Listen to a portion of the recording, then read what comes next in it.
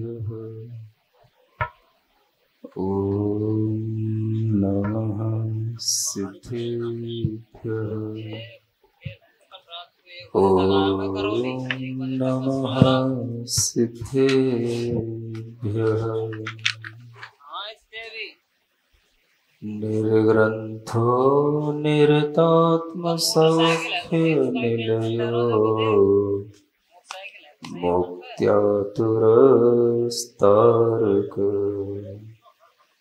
तीर्थोद्धारक वीतकामकलो विज्ञोति गोरक्षकः सन्मार्गं हृदि शान्तितो नयति यो भव्यांश्च मुक्तिश्रिये विद्यासागर पूज्यपादकमलं संस्थाप्य संपूजे। अनंतानंत सिद्ध परमेष्ठी भगवान की, देवादिदेव आदिम तीर्थंकर श्री आदिनाथ भगवान की जय। देवादिदेव श्री पार्श्वनाथ भगवान की जय। वर्तमान शासन नायक श्री वर्धमान हेलो भगवान की जय। परम पूज्य आचार्य गुरुवर श्री विद्यासागर जी महाराज की जय। आचार्य श्री समय सागर जी महाराज जय। बोलिए आराम योग प्रणेता परम पूज्य मुनि श्री 108 प्रणम सागर जी गुरुदेव की। बोले समस्त मुनि संघ की जयकारा गुरुदेव का।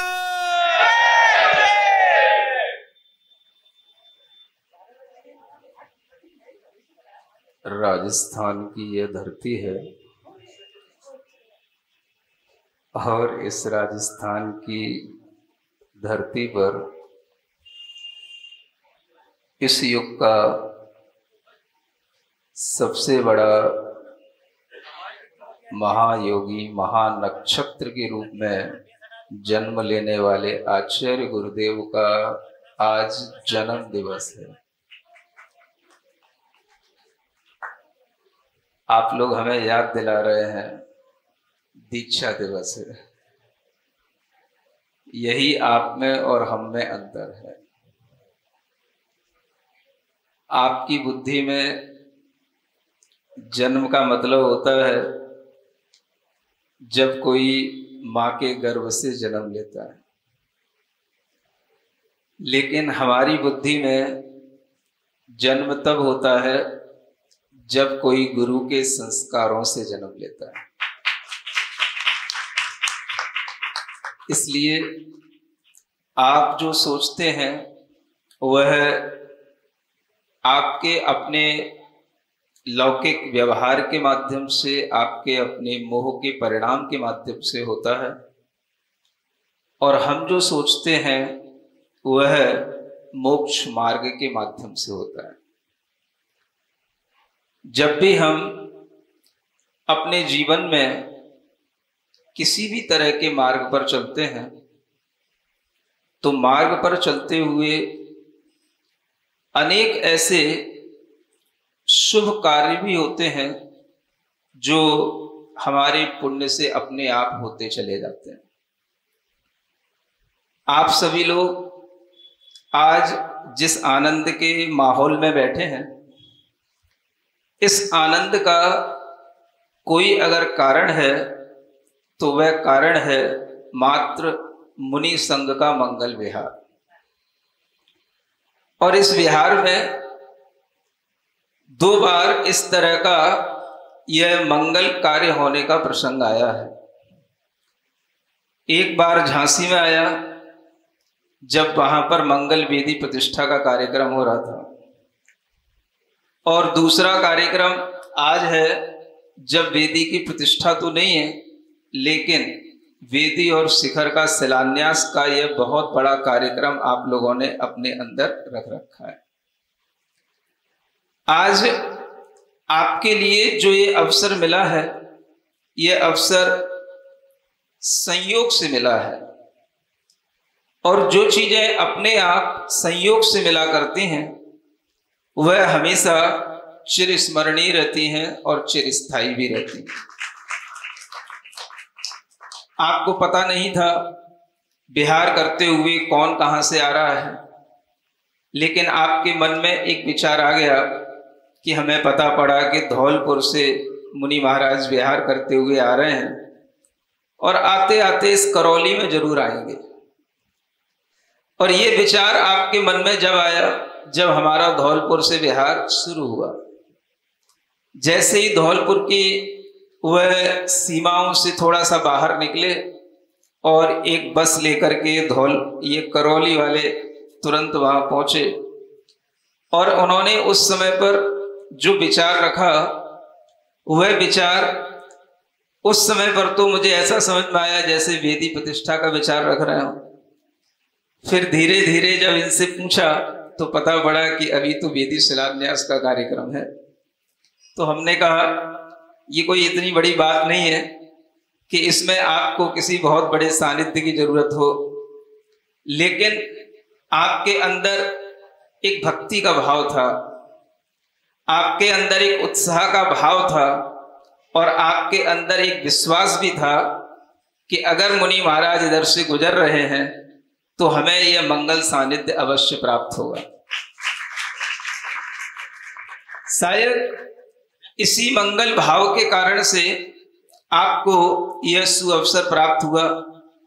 और जब हम रास्ते में आ रहे थे तो अनेक ऐसे भी कार्य हुए जो एक तरह से देखने में आते हैं कि उन कार्यों के माध्यम से भी कभी कभी लगता है कि देखो संयोग किस किस तरह के बनते हैं और किस किस तरह से संयोग आगे बढ़ते बढ़ते नए नए कार्य होते चले जाते हैं। मंगल विहार के कार्यक्रम में जिस तरह से आपका यह कार्यक्रम शामिल है, ऐसे ही झांसी का भी कार्यक्रम था।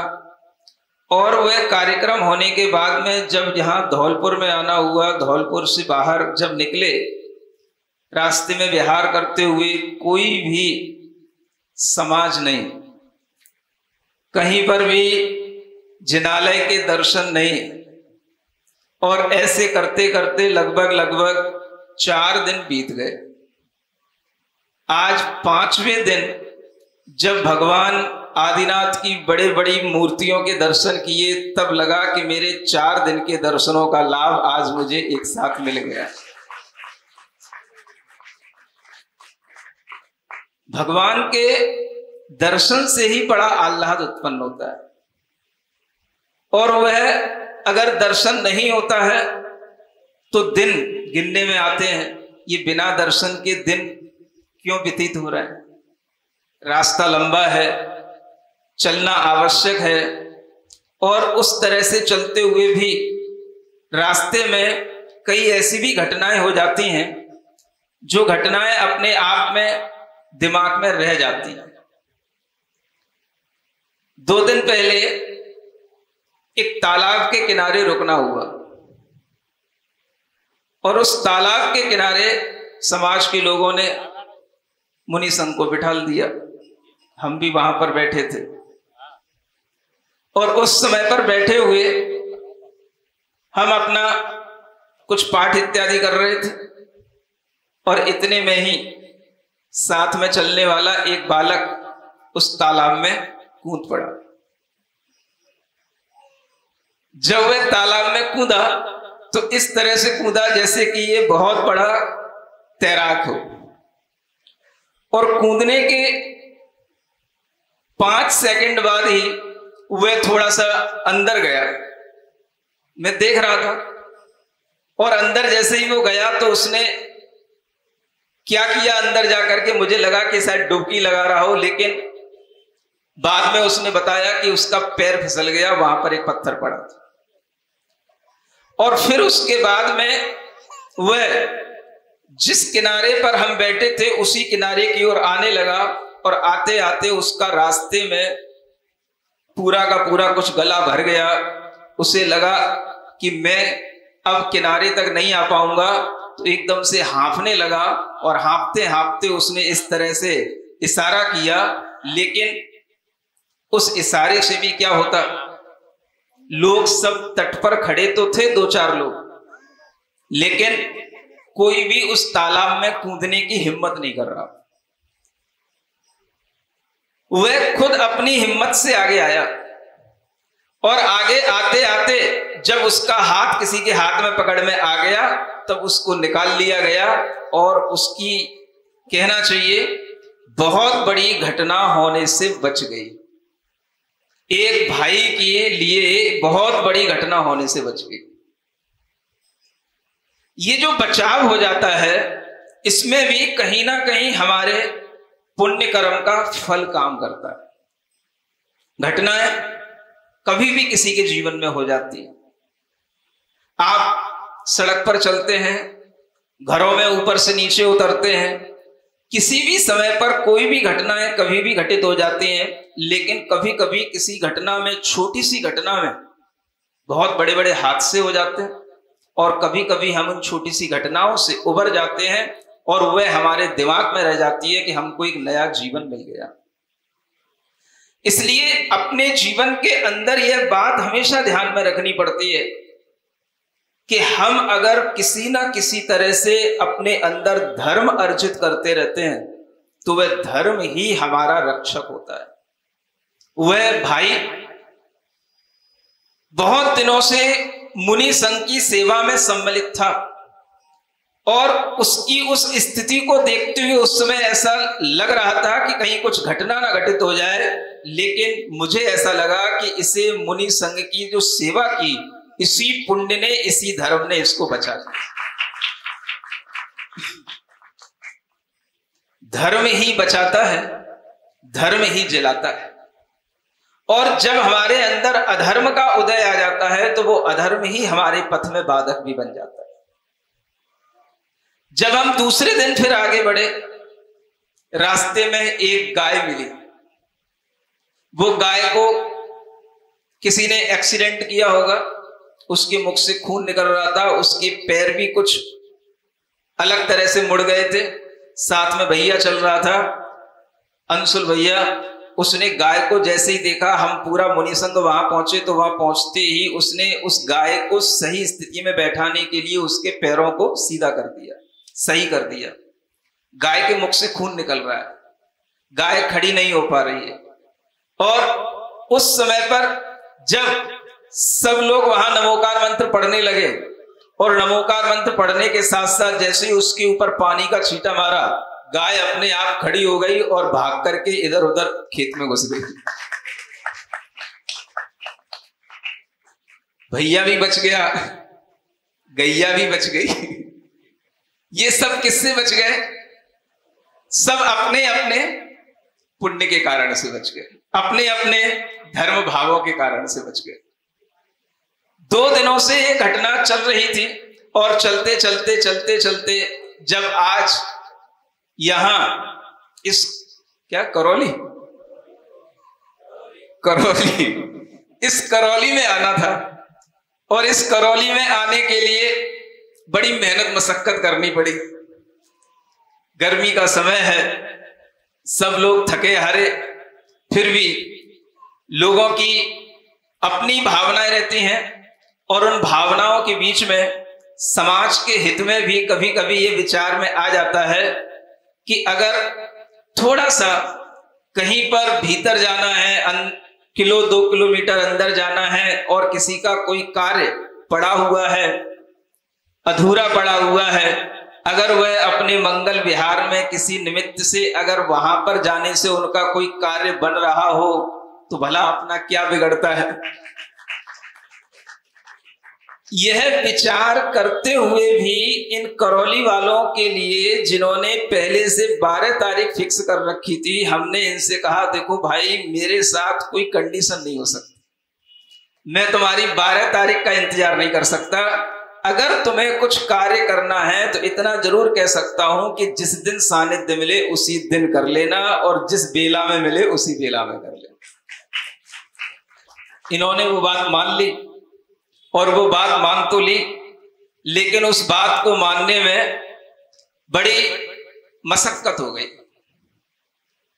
भगवान का काम बन गया और उस भगवान का जब कोई काम हमारे सामने होता है और भगवान का काम अगर कोई बिगड़ा हुआ काम बन जाता है तो कभी कभी बड़े बड़े काम करने के लिए कुछ बलिदान भी करना पड़ता है। भगवान के काम में आप लोग बड़े मन से खूब दान पुण्य करते हैं, खूब बोलियां लेते हैं, खूब धन का त्याग करते हैं, तब जाकर के ये बड़े बड़े जिनालय बनते हैं। और इन जिनालयों में तुम्हारी पसीने का कमाया हुआ धन इसमें लगता है, और आपके ही कमाए हुए धन से भगवान श्री जिनेंद्र देव जब वेदी पर विराजमान होते हैं तब आनंद भी आपको ही आता है कि देखो भगवान की वेदी अब बन करके तैयार हो गई। कैसे तैयार हो गई? कुछ आपने त्याग किया, आपने अपने अंदर जो बैठा हुआ आपका लोभ था, आपने उस लोभ का भी त्याग किया। बिना त्याग के कभी कोई बड़ा काम नहीं होता, और वह त्याग आपका तब आपके लिए आनंद देगा। अभी तो आपको उस त्याग करने के उपरांत भी यहां कुछ दिखाई नहीं दे रहा है, अभी गड्ढे दिखाई दे रहे हैं, अभी शिला का वहां पर न्यास किया जा रहा है। अभी उसके ऊपर जब वह वेदियां बनेंगी, जब श्री जी यहां पर विराजमान होंगे, तब आपको लगेगा क्या ये वही भवन है जहां पर बैठ करके हम ये वेदी का शिलान्यास किए थे, मुनि महाराज आए थे, अब ये भवन तो इतना सुंदर हो गया। ये तब आपको जो आनंद आएगा भगवान को अपने वेदी पर विराजमान कराने का, शायद यही आनंद आपको इस संसार से ऊपर, तीन लोक के दुखों से ऊपर उठाने में काम आएगा। आप अगर भगवान को विराजमान करते हैं, भगवान को ऊपर उठाते हैं, तो वही धर्म आपको भी ऊपर उठाता है। धर्म हमेशा हमारी रक्षा करता है, और उस धर्म की रक्षा करने के माध्यम से ही हम अपने जीवन में गति भी पाते हैं, प्रगति भी पाते हैं। इसलिए धर्म की रक्षा करते हुए जो कोई व्यक्ति आगे बढ़ता है, उसे अपने आप अच्छे अच्छे संयोग मिलते चले जाते हैं। 12 तारीख को तो क्या संयोग मिलता, आज आचार्य गुरुदेव का दीक्षा दिवस का पावन संयोग आपको मिला। जिस राजस्थान की धरती पर उनका जन्म हुआ, अब समझ में आया जन्म किसे कहते हैं? अभी भी मुड़ी ला रहे, राजस्थान वाले समझदार कम लगते हैं। गुरु महाराज का जन्म, जहां उन्होंने दिगंबर मुनि दीक्षा धारण की, यही उनका जन्म है। बाकी जन्म तो यूं ही होते रहते हैं, मिटते रहते हैं। एक ऐसा जन्म जिस जन्म के होने के बाद में वह कहीं पर भी चले गए हों, लेकिन वह आज भी जीवित हैं, उसी जन्म को कहते हैं मुनि दीक्षा दिगंबर रूप को धारण करना। अन्यथा कितने लोग जन्म लेते हैं, किसके जन्म को कौन याद रखता है? यह वो जन्म होता है जिसके माध्यम से पूरी दुनिया उन्हें आज भी स्मरण करती है। और मेरे गुरुदेव तब तक जीवित रहेंगे जब तक उनके शिष्य और प्रशिष्यों की यह श्रृंखला, उनकी यह परंपरा चलती रहेगी। इसलिए आप कभी ये मत सोचना कि गुरुदेव हमारे सामने नहीं है, गुरुदेव हमारे सामने हैं। गुरुदेव जीवित हैं, और वह जीवित तब तक रहेंगे जब तक कि उनके शिष्य और प्रशिष्यों की यह परंपरा चलती रहेगी। यह एक ऐसा संयम का भाव होता है जो एक बार किसी के जीवन में आ जाता है, फिर वह नष्ट नहीं होता। पर्याय बदल जाती है, लेकिन उसका संस्कार कभी नहीं जाता। और वह संस्कार इतना घना होता है कि व्यक्ति के पुण्य के माध्यम से वह संस्कार युगों युगों तक प्रभावना का कारण बना रहता है। आप सोच सकते हैं भगवान आदिनाथ कब हुए, भगवान शांतिनाथ कब हुए, भगवान पारसनाथ कब हुए, भगवान वर्धमान महावीर स्वामी कितने हजार वर्ष पहले हुए। वो सब चले गए, आत्माएं सब सिद्धालय पर जाकर के विराजमान हो गई, लेकिन आज भी उनका नाम है, उनके काम को आज भी लोग याद करते हैं। ठीक इसी तरह से आचार्य विद्यासागर जी महाराज को युगों युगों तक याद किया जाएगा।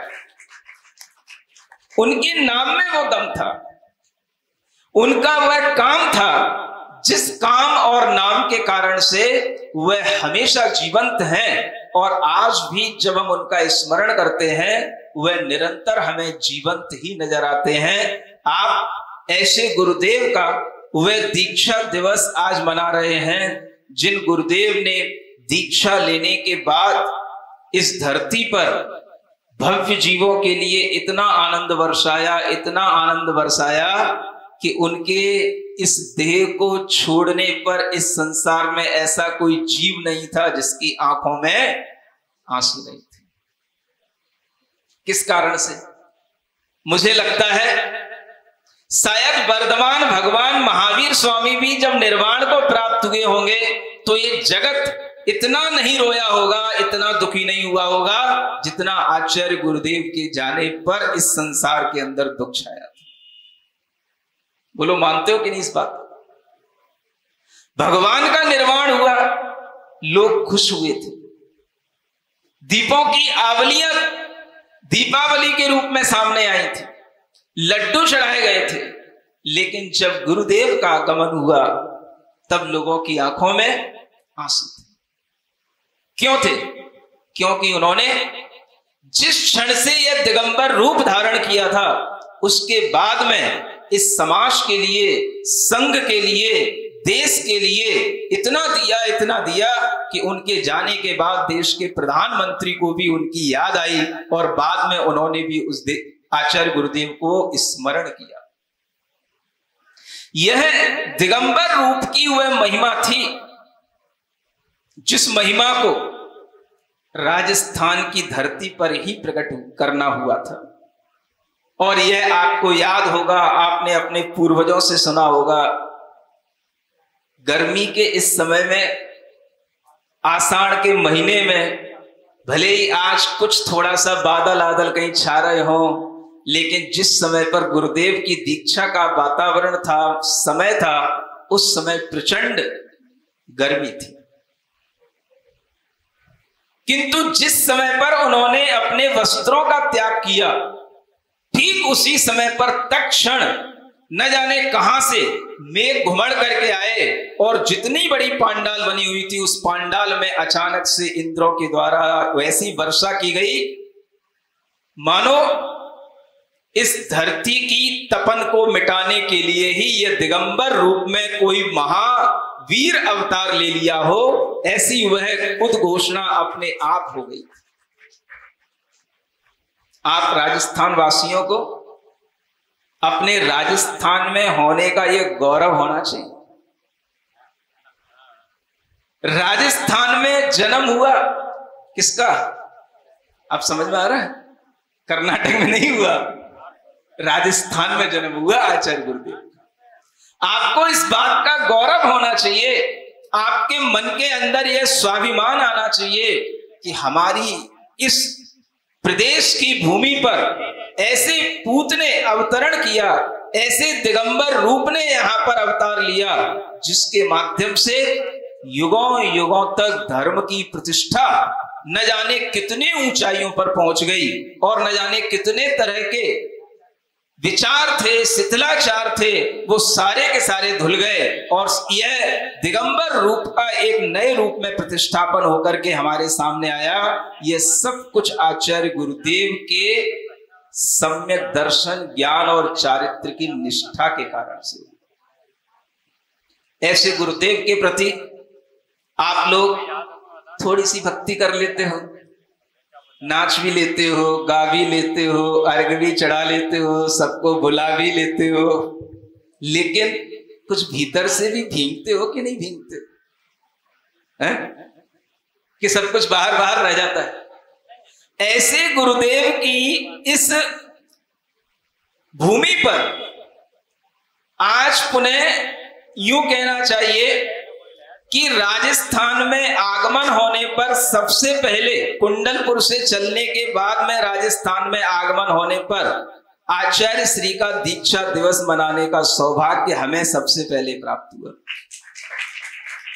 अन्य लोग जहां कहीं मना रहे होंगे, मना रहे होंगे, लेकिन मैं समझता हूं मेरा सौभाग्य ज्यादा है क्योंकि मैं राजस्थान की भूमि पर, ऐसे इस भूमि पर जहां आप ये जिनालय बनाने जा रहे हो, आज आपको आचार्य गुरुदेव के संग का सानिध्य प्राप्त हुआ है, आपके मन में भाव आना चाहिए कि आचार्य गुरुदेव के जो निर्देश थे, उनके मन में जो मंदिर के स्थापना के प्रति भाव रहते थे, जो वह सम्यक्त की वृद्धि की बात करते थे, हमारे अंदर भी वही बात होनी चाहिए।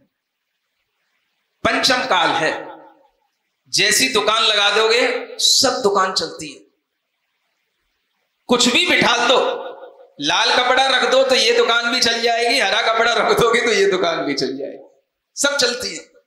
लाल भी चलती है, हरी भी चलती है, पीली भी चलती है, सफेद भी चलती है, सब चलती है।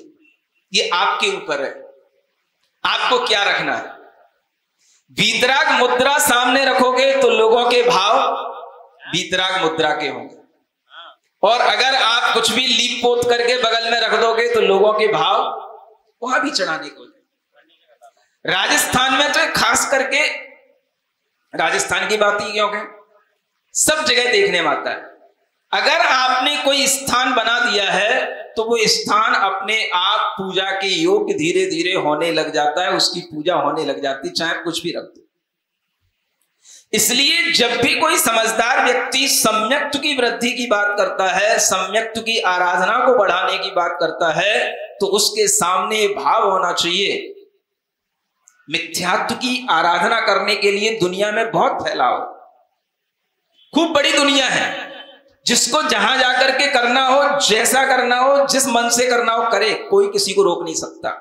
लेकिन वीतराग भगवान के जिनालय ऐसे होने चाहिए जहां पर आने के बाद में मिथ्यात्व दूर हो जाए और वह व्यक्ति सम्यक्त की आराधना में लग जाए, और वो कहे कि वीतराग जिनेंद्र देव की पूजा आराधना के अलावा अब मुझे और कहीं अर्घ चढ़ाने की आवश्यकता नहीं है। और आवश्यकता तब नहीं होती जब वहां पर कोई दुकान नहीं होती। अगर दुकान खुल गई, आला बन गया, तो फिर रखवाला उसमें बैठेगा, और जहां रखवाला रखा जाएगा फिर उसके सामने अर्घ चढ़ाने वाला आला अपने आप उसके सामने आ जाएगा। समझ आ रहा है?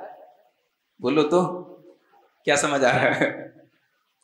जब तक आपके मन में सम्यक्त की आराधना का भाव रहेगा, तब तक आप केवल वीतराग का मुख देखेंगे, उसी से प्रसन्न हो।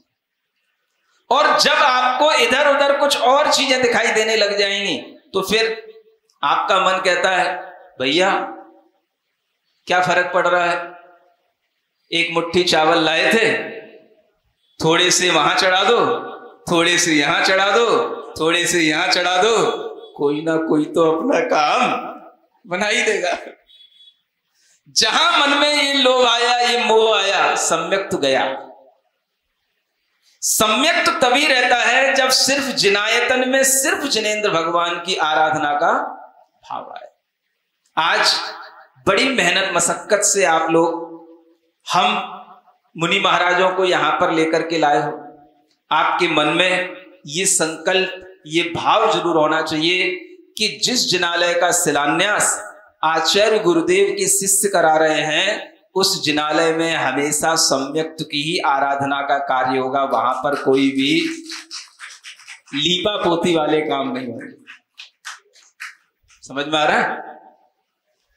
हमें किसी भी तरह की अगर लीपा पोती करनी है तो फिर हम सम्यक्त के साथ ना करें, सम्यक्त को मलिन ना करें, उसको उजला बनाए रखें।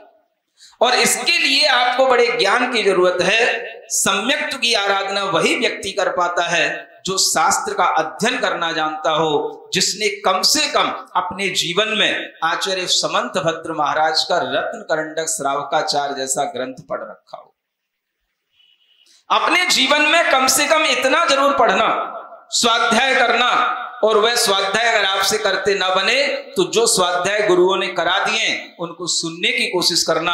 आपके दिमाग खुलेंगे, आपके अंदर विशुद्धि बढ़ेगी, आपके मन के अंदर जो मोह पड़ा है वो दूर होगा, और आपको लगेगा कि वास्तव में अगर ये जीवन की कोई सार्थकता है तो सिर्फ सम्यक दर्शन को बनाए रखने में। यूं तो हमारे सामने किसी भी तरह के कुछ भी आडंबर आ जाते हैं, लेकिन हम अपने जीवन की सार्थकता को कैसे बनाए रखेंगे? सम्यक्त की सुरक्षा के साथ। और सम्यक्त की सुरक्षा वही होती है जहां हमारा सिर जिनेंद्र भगवान के चरणों में झुकता है, और कहीं पर भी हमारा सिर झुकने का जब मन नहीं करता है, तभी वह सम्यक्त सिर के भीतर से प्रवेश करता हुआ, हृदय में से प्रवेश करता हुआ आत्मा के एक एक प्रदेश में वह फैल जाता है। ऐसे सम्यक्त की आराधना अगर हम इस जीवन में कर पाए तो ये मानव पर्याय सार्थक है। आप लोग हर तरह से धन्य हो, पैसे से धन्य धन्य हो, अपने वैभव में धन्य हो, अच्छे कुल में जन्म लिए हो इसलिए भी धन्य हो, रूप सौंदर्य सबका अच्छा है इसलिए भी धन्य हो, बुद्धि भी अच्छी है इसलिए भी धन्य हो। लेकिन एक धन्यता और आ जाए। सुन रहे हो? जयपुर वासी भी बैठे हैं यहाँ, करौली तो बैठी ही है, और भी इधर उधर के लोग बैठे हैं। अपने जीवन में ये जरूर जानने की कोशिश करो, सम्यक्त क्या है और मिथ्यात्व क्या है। मिथ्यात्व से बचना, उसको हे कहा गया है, सम्यक्त उपादेय कहा गया है। उस सम्यक्त की आराधना करना, और यही सम्यक्त की आराधना करना हमें गुरुजी ने सिखाया है, समझाया है। आप लोग धन्य हैं जो इस तरह के गुरुदेव का पूजन करते हैं, उन्हें अपने हृदय का आराध्य देवता मानते हैं। लेकिन अगर आप ये भी मानने लग जाएं कि हम सम्यक्त के अलावा और कुछ भी अपने हृदय में स्वीकारता को नहीं रखेंगे, तो आपका गुरुजी के प्रति एक सच्चा श्रद्धान माना जाएगा, और ये दीक्षा दिवस मनाना भी सार्थक हो जाएगा, हमारा यहाँ आना भी सार्थक हो जाएगा, और ये शिलान्यास भी सार्थक हो जाएगा। सुन रहे हो ना? मेरी बातें समझ में आ रही हैं आप लोगों को? है कि राजस्थानी बोलनी पड़ो तब समझ में आवे? है घड़ी समझ में आवे कि नहीं आवे? जब समझ में आने लग जाए तो अपनी मुंडी जरूर हिलाना चाहिए, और जब मुंडी हिलने लग जाती है तो समझ में आता है कि हाँ, लोगों के अंदर चोखा भाव आ रहा है। चोखो भाव आवे छे तब समझ में आवे कि हाँ, बुद्धि सही काम करे छे। बुद्धि सही काम करे, और बुद्धि जब सही काम करती है तो सही रास्ते पर चलती है, और सही रास्ते पर चलते हुए आपके लिए अपने आप ऐसे निमित्त मिलेंगे कि इसी से आपके जीवन का शिलान्यास होगा, इसी से आपका जीवन शिखर पर पहुंचेगा। आप सिर्फ त्याग करें, बलिदान करें। हमारे जीवन में भी त्याग और बलिदान का बहुत बड़ा महत्व होता है। जिसे हम अपने जीवन का त्याग कहते हैं, वह सारा का सारा त्याग इसीलिए किया गया है कि हम अपने जीवन भर सम्यक्त की आराधना करते रहें। और यही सम्यक्त की आराधना करते करते जब हम गुरुदेव का स्मरण करते हैं तो हमारे मन के अंदर अपने आप गुरु भक्ति के भाव आते हैं। आप लोगों की भक्ति अलग तरह की है और हमारी भक्ति अलग तरह की है। 4 लाइनें सुना करके हम अपनी भक्ति गुरुदेव के प्रति करके इस बात को यहीं विराम देंगे। ग्रीष्म की धूप में, शीत की धुंध में, वर्षा में तरु तले, ठूठ से जो खड़े। कौन खड़ा? जब आप किसी दिगंबर मूर्ति को कायोत्सर्ग में खड़ा हुआ देखें तो आपको ये लाइनें याद आएंगी। ग्रीष्म की धूप में, शीत की धुंध में, वर्षा में तरु तले, ठूठ से जो खड़े, सबका परमात्मा बन गया आत्मा, सबका परमात्मा बन गया आत्मा। जिस समय पर आचार्य गुरुदेव ने इस राजस्थान की धरा पर दिगंबर रूप को धारण किया होगा, शायद उस समय पर कुछ ऐसा ही हुआ होगा जो हम इन पंक्तियों में कह रहे हैं। एक आत्मा है और वह एक आत्मा जब अपने शरीर से भी निष्प्रह हो जाता है, शरीर के ऊपर चढ़े हुए आवरणों के रूप में जो वस्त्र आती हैं उनको भी उतार देता है,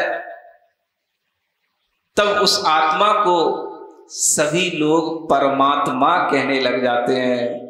तब ये स्वर निकलते हैं, सबका परमात्मा बन गया आत्मा, खुद में ही खो गए हैं, हम उन्हीं के हो गए हैं, हम उन्हीं के हो गए हैं। ग्रीष्म की धूप में, शीत की धुंद में, वर्षा में तरुतले, ठूठ से जो खड़े, सबका परमात्मा बन गया आत्मा, खुद में ही खो गए हैं, हम उन्हीं के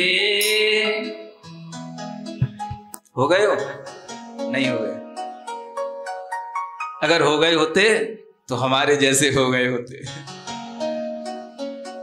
उनका होने के लिए इस तरह का विचार लाना पड़ता है।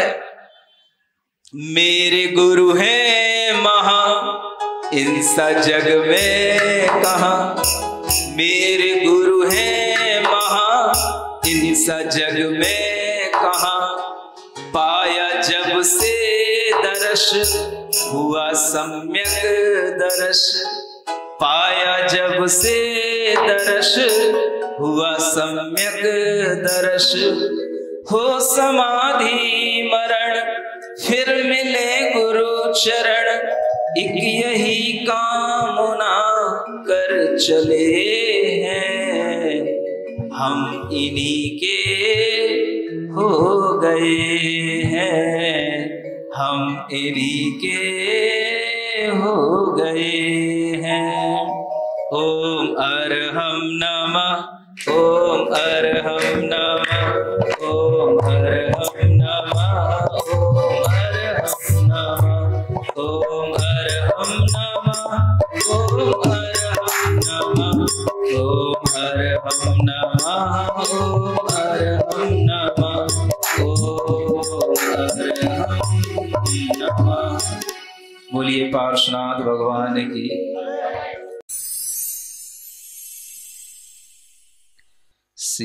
सिरिजिणवाणी जग कल्याणी, जग जन मदतम मोहरी, जनमण हारी गढ़हर हारी, जम जरा भव रोग हरी, तिथ्य राणम दिव्य झुणिम जो पढ़ई सुनई मय्ये धारई, राणम सौख मणंतम धर्य, सासद मोक्ष पदम पावई, सासद मोक्ष पदम पावई।